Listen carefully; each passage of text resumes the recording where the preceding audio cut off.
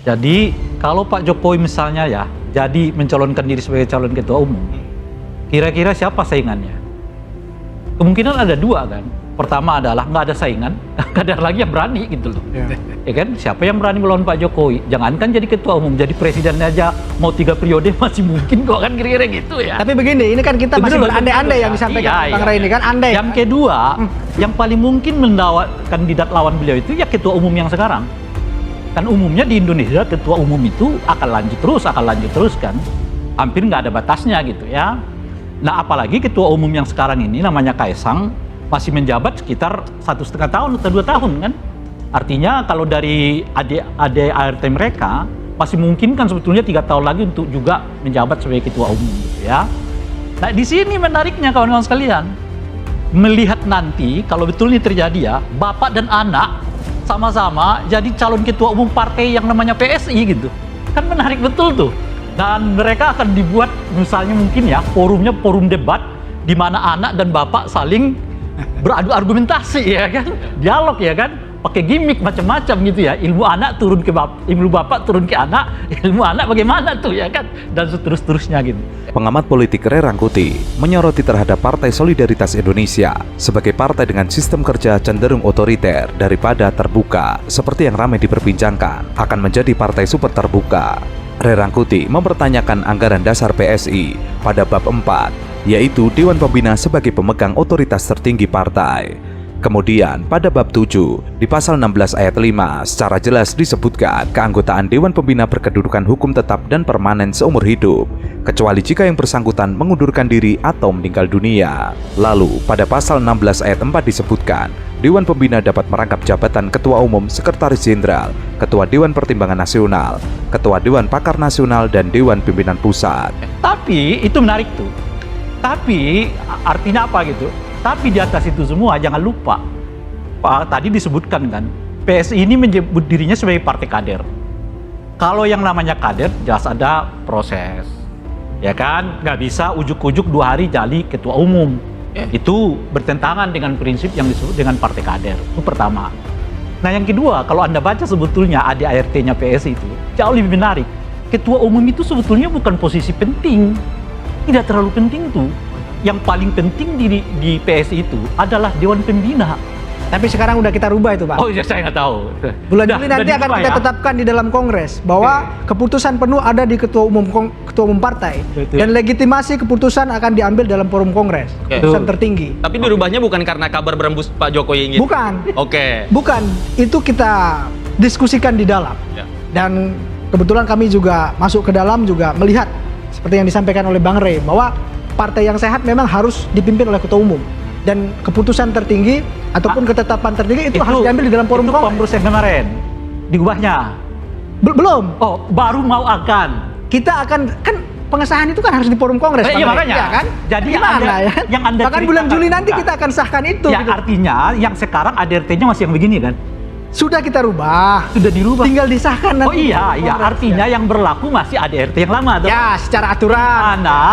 Dewan Pembina masih pemegang otoritas tertinggi. Dewan Pembina PSI juga dituliskan memiliki kewenangan untuk memutuskan, menyetujui, membatalkan seluruh kebijakan partai di semua jenjang struktur partai.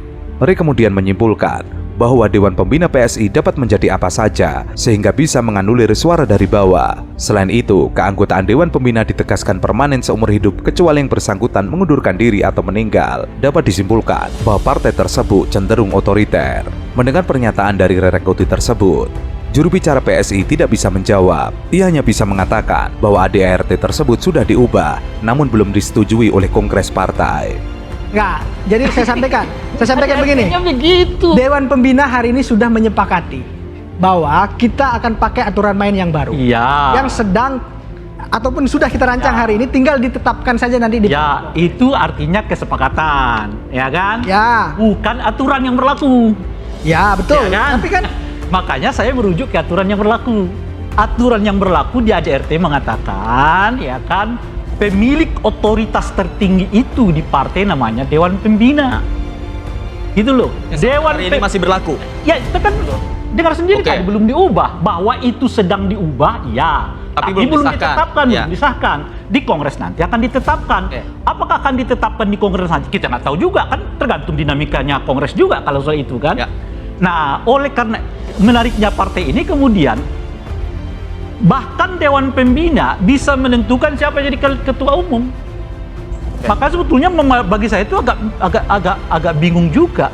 Ini PSI mengatakan one man one vote, ya kan? Partai super terbuka. Rencananya kan begitu. Tapi betul kalau mereka nggak ubah ADART-nya, itu bertentangan sendiri di dalam. Bagaimana proses one man one vote, tapi kuasa tertinggi tetap ada di Dewan Pembina.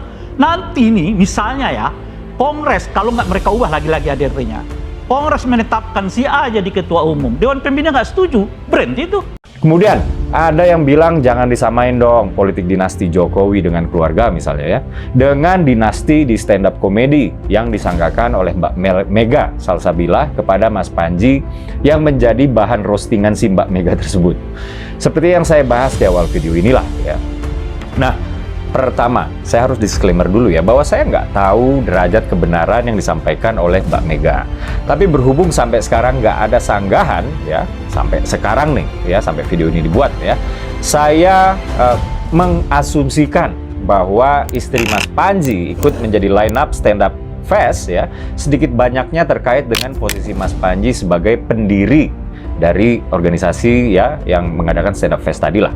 Nah, terkait dengan proses pemilihan line up, saya juga nggak tahu apakah berlangsung demokratis atau enggak.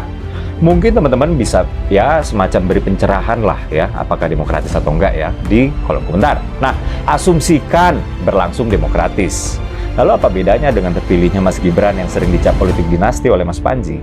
Dan asumsikan nggak berlangsung demokratis. Nah, ini lebih parah malahan ya. Kalau yang dilabeli politik dinasti aja prosesnya demokratis, sementara yang melabeli justru menerapkan politik dinasti di lingkungannya. Terjadi saling sindir antara Ketua DPP Partai Solidaritas Indonesia, Didik Prayudi, dengan komika tanah air, Panji Pragiwaksono. Awalnya, Didik Prayudi menuliskan, masalah umat manusia dari dulu menetapkan standar nilai yang tinggi buat orang lain, namun tidak untuk dirinya sendiri. Semoga kita orang yang berhasil menginternalisasi nilai ke dalam diri sendiri, bukan menggunakan nilai untuk menghakimi orang lain. Dalam cuitannya tersebut, Didik Prayudi juga meretweet sebuah video saat seorang komika lokal yang mengkritik Panji Pragiwaksono. Dinasti itu terjadi bukan hanya di politik, bahkan di dunia stand up komedi. Dan gue ngerasain sendiri. Lu tahu pelakunya siapa? Panji Pragiwaksono. Gua komika kabupaten, Bang. Gua setiap hari open mic keliling-keliling ikut lomba. Bahkan gua perempuan pertama yang punya stand up tour di Indonesia. Gua berharap setelah perjuangan itu gua bisa ada di titik jadi line up stand upers. Lu tahu yang jadi line up istrinya Panji?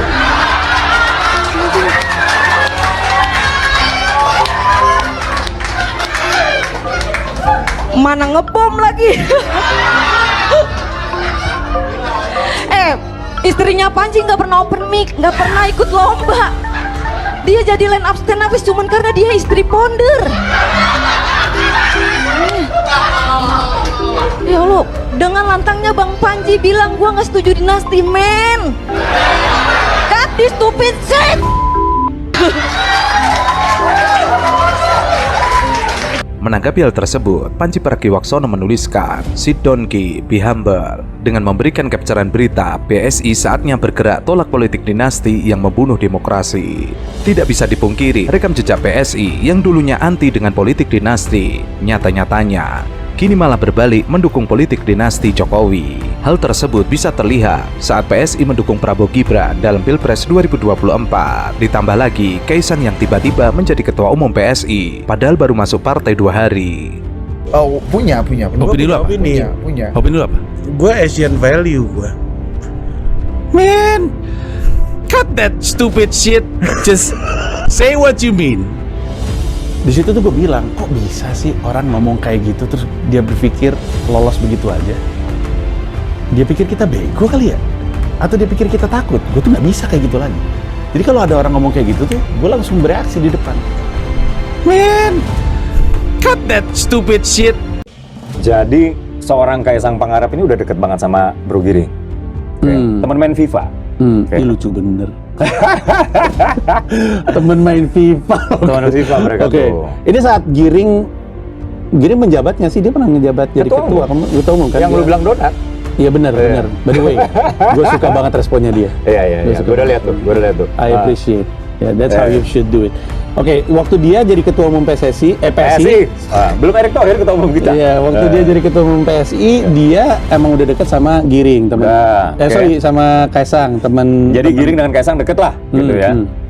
Nah, along the way, pasti kan ada lah yang namanya juga berteman, kan yang nanya, ini PSI apa, kenapa langkah yang diambil gini. Kadang-kadang Mas Kaisang juga mengekspresikan ketidaksetujuannya, dan lain-lain lah, gitu ya. Somehow kemudian dia interested. Oh, Gitu. Kemudian dia interested untuk bergabung PSI. Bergabung loh ya, bukan jadi ketua umum ya. And then, Giring ulang tahun ke-40 nih. Dan dia ngerasa dia udah terlalu toku menjadi ketua umum PSI di usia 40. Karena karena di PSI kan nggak ada ketum yang 40. Grace kan keluar lagi, selesai jadi ketumnya 38. Masuknya putra Presiden Jokowi, Kaisang Pangarep, ke dalam Partai Solidaritas Indonesia dan langsung menjadi ketua umum masih menjadi pertanyaan menggelitik bagi Pandji Pragiwaksono. Hal itu ia ungkapkan di acara podcast miliknya Skakmat yang menghadirkan Ketua DPP PSI, Dede Prayudi. Ia mengaku masih merasa aneh dengan keputusan PSI yang menjadikan Kaisang menjadi ketua umum. Mendengar pertanyaan dari Pandji, Dede Prayudi mencoba menjelaskan. Menurutnya, Kaisang menjadi ketua umum PSI ketiga setelah didukung oleh 38 DPW PSI seluruh Indonesia. Ia juga menyebut kursi ketua umum yang tadinya ditempati Giring Ganesa sekarang diduduki Kaisang merupakan bentuk regenerasi. Hal tersebut juga sepenuhnya disetujui oleh mantan vokalis Niji itu yang merupakan ketua umum kedua. Adapun ketua umum PSI pertama adalah Grace Natali sendiri. soalnya gini Ki, Kenapa tahu nggak bahwa Mas Kaisang itu, menurut majalah Fortune, sebelum dia masuk ke politik, dia adalah satu di antara 15 anak muda paling berpengaruh. Ya jelas anaknya di presiden. Indonesia. Nah itu dia yang menjadi Bapak Soeharto juga yang menjadi masalahnya Kaisang adalah dia anak presiden. Kalau itu masalah. All the credits goes away. Karena semua orang akan menganggap ya iyalah dia anak presiden. Masalahnya di situ. Nggak salah. Lo tahu nggak dia lulus di Singapura dengan distinction? Misalnya ini kalau kita ngomong akademik, misalnya. Ya. Dan Sorry, dia sekolahnya apa sih? business management, semacam itulah. Kagak ada hubungannya sama politik dong. Iya nggak ada Gue pikir hubungannya, political nggak. science. Berarti nggak. Gue yang political science, makanya gue yang ngemeng di TV. Lu, gue tanya sama lu apa gak aneh, lu sekolah Loki, sekolah lu political science, Iya. lu punya bos yang nggak tahu political science. Kita kan kita juga harus sadari bahwa everyone has their own privilege. Pasti lu sebut, apaan sih nih bos gua gitu, pasti ada gitunya kan? Enggak. Ada apa sih bos gua gitu, pasti ada kan dikit. Sejauh ini gue Dikit. Sejauh ini gue belum. Apaan sih gitu. Tapi kalau menerka-nerka, ini maksudnya dia apa ya? Karena kayak iya. bapaknya. Iya, itu sering gua. PSI sudah lama berkomunikasi dengan Kaisang terkait keputusan bergabung dan langsung ditawari sebagai ketua umum tersebut. Ia mengklaim tidak ada keputusan tiba-tiba dilakukan oleh partainya dalam pergantian ketua umum. Kaisang sendiri resmi menerima mandat Dewan Pembina PSI sebagai ketua umum PSI periode 2023-2028. Mandat tersebut diterimanya dalam forum Kopdarnas PSI. Kaisang mengakui Presiden Jokowi sebagai ayah menjadi panutannya untuk terjun ke dunia politik. Alasan lainnya, Kaisang bergabung dan menjadi ketua umum PSI adalah untuk membantah rasa pesimistis para anak muda terhadap dunia politik. Tujuan besarnya adalah melahirkan optimisme kepada mereka. Itu sering gua. Enggak, karena I'm still going to be pushing this question on you. Gue tanya kompetisinya apa, bisa leadership. Oke, kompetisinya apa, dia lulus dengan nilai yang baik, tapi nggak ada hubungan sama politik. Dan ada belasan bisnis dia yang sukses dan nggak pakai APBN, nggak pakai APBD. Oke. Itu masih bukan ngomongin politik. Iya, belum. Gini loh, lu Kalau misalnya lu mengatakan bahwa dia harus punya pengalaman politik, atau pemahaman politik. pemahaman dia punya lah pasti. Bro, dari mana? dia punya privilege, yaitu anaknya Jokowi. Oke. Kita pernah ngelihat anaknya Megawati. Gue nggak mau ngomongin urusan orang Gua ya. yang ngomong. Gua nggak berani ngomong. Gua yang ngomong. Menurut gua Bu Megawati nggak ada setengahnya Bung Karno. Menurut gua Bu Puan nggak ada setengahnya Bu Megawati. Oke, siap. Maksud gue tidak berarti karena lu ngeliat ibu lu jadi presiden terus lu bisa jadi Nah presiden. itu dia kan, makanya yang membedakan adalah lu mau menggunakan privilege-nya apa enggak. Gitu. Ya dia menggunakan, tapi kan terus kan Penalaran politiknya keren banget ini, nak. Gue bilang ini anak nggak sopan, nggak apa-apa lah ya Mas Ketum, mohon maaf Mas Ketum. Ya. Penalaran politiknya bagus banget. Dan kalau misalnya ditanya tujuannya adalah ini, misalnya. Tapi kenapa kita punya tujuan ini? Ada grand strateginya itu apa? Nah ini kayak Jokowi nih. Semakin kita kenal dia, semakin kita agak-agak nggak paham. Ya, itulah Kaisang. Paham nggak? Jadi paham dan itu lucu banget keluar dari mulut lu. Jadi kalau misalnya Itu positif atau negatif sih konteksnya? could be both. karena itu karakter ya. Ada Iya, orang bener. yang talkative. Bener. Talkative itu bisa jadi positif, bisa jadi negatif kan. Iya. Pada saat yang bersamaan, ya masa kalau saya milih saya nggak boleh ngeritik? Masa kalau misalnya ada orang yang mewakili anak muda dan saya juga ada perwakilan anak muda terus kita nggak boleh? Masa harus selalu bagus? Karena kalau dikasih ruang untuk duduk, abang tadi sempat saya ceritain saya punya konten namanya Skakmat bang, dimana utamanya mengundang politisi ngobrol soal politik. Saya ngundang Grace Nat, utamanya adalah karena Grace Nat salah satu yang senior di situ. Terus saya juga akan selalu pengen punya keterwakilan perempuan di talk show saya. Grace Nat menolak karena nggak bisa main catur. Saya undang Giring nggak mau katanya karena katanya nggak bisa fokus. Karena ngobrol sambil main catur kan. Terus saya coba nanya sama Giring izin dong ketua umumnya mau atau enggak. Karena waktu itu saya ingat saya pernah mau diundang ke talk show-nya Kaisang. Saya pikir ajak aja kalau gitu Kaisang ke sini. Katanya naik haji umroh, kelar umroh saya cek lagi nggak ada balasan. Saya justru saya ngajak Valdo kan ada di PSI. Valdo lagi sibuk karena dia lagi berjuang di Tangerang. Sampai akhirnya ketemu Dedek Uki. Akhirnya Dedek Uki mau. Komika Panji Pragiwaksono mengaku sempat mengajak dialog para elit PSI. Namun saat mereka diajak dialog, tidak ada yang bersedia untuk hadir dengan berbagai alasan. Bahkan, Panji sempat mengkritik PSI, dulunya anti politik dinasti, namun belakangan malah mendukung dan mengusung sosok yang menjalankan politik dinasti. Hal itulah yang membuat Pragiwaksono dan juga PSI sering saling kritik. Tapi artinya ada usaha juga bang untuk berdialog. Hanya saja ajakan ini tidak pernah disambut. Jadi kalau dibilang kenapa begitu keras, saya keras sama semuanya. Hanya saja buat saya PSI jadi kalau kita mau ngomongin objek materi stand up ya, objek yang menarik karena ada anggapan di masyarakat umum bahwa partai baru akan selalu bersih, selalu baik. Makanya saya bikin analogi. Sepatu kotor dibersihin. Kalau setiap kali ada sepatu kotor beli sepatu baru, ya itu bikin partai baru. Sepatu baru juga lama-lama kotor, kan dipakai mulu. Bersih orang gak ada yang make, gak dipakai, lama-lama juga. Jadi ini jadi kesempatan juga untuk edukasi masyarakat bahwa kayaknya ada yang mesti diperbaiki dari cara pikirnya. Justru bagus. Panji pernah mengunggah video dirinya dengan background artikel berita terkait pencalonan Kaisang sebagai cagup DKI Jakarta. Dalam video tersebut, Panji tampak tertawa terbahak-bahak seolah meledek pencalonan tersebut. Sesekali ia juga menutup matanya sembari cengengesan. Terlihat juga potongan video dari Presiden Jokowi yang menyuruh untuk sabar. Dalam narasinya, Panji menuliskan kalimat menyindir terkait politik dinasti keluarga. Namun ia tidak gamblang menuliskan nama Kaisang atau lainnya. Sekeluarga kakinya nggak diangkat-angkat dari pedal gas. Postingan Panji seketika mendapat tanggapan dari warganet. Ada yang menyampaikan kalau politik dinasti sah-sah saja selagi memiliki kemampuan. Saya selalu cerita sama orang-orang. Buat saya PSI itu, abang pasti tahu ya. Ada ormas yang bergeraknya atau perjuangannya tergantung siapa yang waktu itu saat itu lagi membutuhkan dia. Ada banyak ormas seperti ini. Kebetulan yang pakai ini, ya udah ormas ini bekerja untuk yang ini. Nanti kayak guns for hire gitu istilahnya bang. Nah, menurut saya PSI itu seperti itu, tapi partai. Saat ini yang pakai Pak Jokowi. Tapi kan kita nggak tahu. Pak Jokowi sih jaga-jaga terus aja. Ini ada kendaraan oke nih.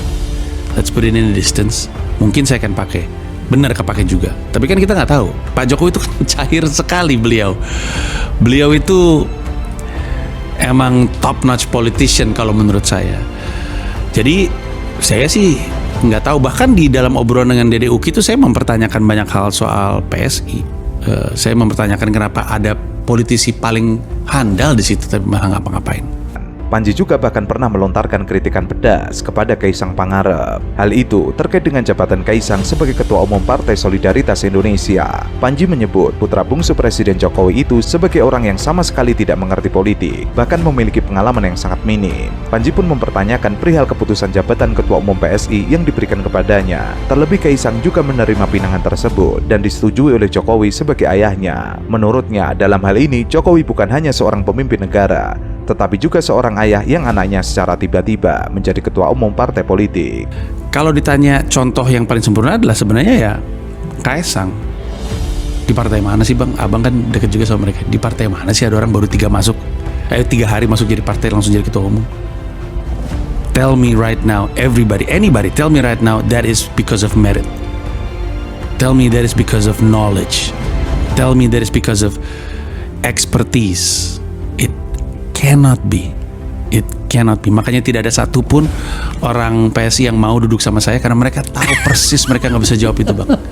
Ia juga bertanya-tanya perasaan Jokowi saat melihat anak bungsunya masuk sebuah partai dan kemudian diangkat menjadi ketua umum, padahal Kaisang sendiri masuk dan bergabung dengan PSI baru 2 hari. Ia pun menganalogikannya dengan seorang yang baru 2 hari masuk sebuah kantor atau perusahaan, kemudian bisa mengambil alih kursi kepemimpinan dan menjadi CEO. Menurutnya, tidak ada yang bisa dijadikan alasan untuk membuat Kaisang secara tiba-tiba menjadi ketua umum PSI. Apalagi Indonesia adalah negara demokrasi, sehingga semestinya hal tersebut tidak perlu terjadi. Lebih cepat besar dengan menempel pada kekuasaan, di mana kemudian itu bisa menjadi pengerek elektabilitas untuk kemudian bisa ikut berkontestasi pada level yang lebih tinggi. Argumen saya masuk akal nggak sih? Masuk akal, tapi ngaku aja. Berarti kan masalahnya mereka nggak mau ngaku, bang. Nggak mau ngaku, nggak mana deh. Dede Uki juga nggak ngaku tuh duduk sama saya, nggak ngaku aja. Ya emang kami sih naruh Pak Kaisang jadi ketua umum karena dia anaknya presiden. Ngaku aja, masalahnya enggak. Kalau ngaku mungkin saya akan berarti oke, selesai sampai situ. Jadi Indonesia tahu bahwa ada sebuah partai politik yang merupakan instrumen penting dalam demokrasi, memang menggunakan anak seorang presiden untuk urusan strategis gitu, untuk narik suara dan segala macamnya. Ngaku aja. Tapi selama mereka terus ngeles, ya saya cecer dong. Mas cecer dong. Katanya, ya kan tapi kan dia pengusaha. Banyak pengusaha di Indonesia, nggak lupa pakai jadi ketua umum. Pengusaha banyak di Indonesia. Ada pengusaha yang sekolahnya political science. Coach Justin juga pengusaha. Coach Justin pengusaha media dia. Pengusaha media di Belanda kuliahnya political science. Mana ada PSI pakai Coach Justin sebagai ketua umum? Enggak kan, karena bapaknya bukan presiden. Partai politik dalam sistem demokrasi adalah bagian untuk mewakili suara rakyat melalui kader-kadernya. Sebab demokrasi adalah dari rakyat, oleh rakyat, dan untuk rakyat. Sehingga kader partai politik itulah yang kemudian diutus untuk maju mewakili suara rakyat. Saya waktu Pileg 2019 itu DPRD DKI Jakarta saya coblos partai, saya coblos PSI. Oh, oke. Iya, karena saya pengen tahu, karena kan hitung-hitungannya kan agak susah untuk mereka di DPR, tapi DPRD mungkin punya peluang dan benar di DPRD mereka dapat kursi. Dan menurut saya juga bicara secara terbuka, menurut saya PSI di DPRD DKI oke. Oh oke tuh. Oke. Siapa namanya William Adi Sarana itu? Oke. Top itu. Oke. Keren. Nah, pada saat yang bersamaan, ya masa kalau saya milih saya nggak boleh ngeritik? Masa kalau misalnya ada orang yang mewakili anak muda dan saya juga ada perwakilan anak muda terus kita nggak boleh? Masa harus selalu bagus? Saya adalah orang yang punya prinsip, di balik karir teman yang tidak berkembang, ada teman yang bilang bagus-bagus kok. Orang Indonesia yang suka gitu tuh. Gimana tadi, bagus nggak? Bagus. Padahal sih sebenarnya enggak. Tapi dia nggak enak, nggak tahu cara ngomongnya, nggak enak. Dia pikir adalah hal yang baik untuk, ya adalah biarin aja, jangan gue ngomong kalau dia jelek sebenarnya. Saya tipikal orang yang akan bilang, lu tuh salah, harusnya begini. Terutama kalau ditanya ya.